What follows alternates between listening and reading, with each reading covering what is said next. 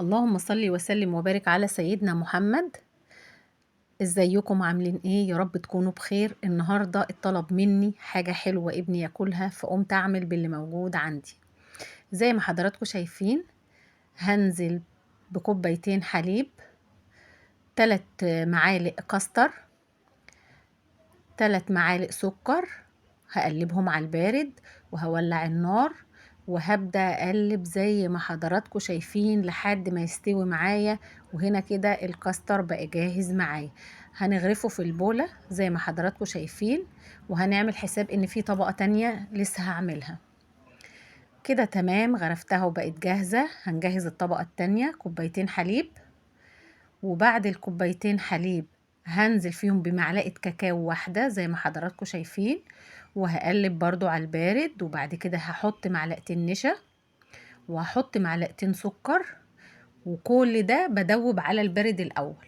وبعد كده هولع البوتاجاز زي ما حضراتكم شايفين، ومجرد ما هتستوي معايا هحط الطبقة التانية. أنا قلت أعمل حاجة حلوة اتطلبت مني بالموجود عندي. هنا انا هعمل كريم شانتيه، كوبايه سكر، كوبايه كريم شانتيه، وكوبايه ميه ساقعه او كوبايه حليب ساقعه.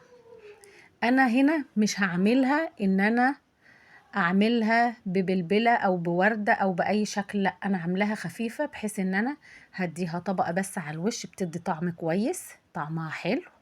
زي ما حضراتكم شايفين انا هحطها وهفردها بالمعلقه عليها. انا عاملاها خفيفه، مش عاملاها كريم شانتيه يتشكل. زي ما حضراتكم شايفين كده انا فردتها، وهبدأ معايا. ما تنسوش اهل غزة من دعواتكم، شوية كاكاو صغيرين، وهبدأ انزل بيهم بيدوني شكل وطعم حلو. وكده بقت جاهزة معايا. وزي ما حضراتكم شايفين، اعملي حاجة حلوة بالمتاح عندك.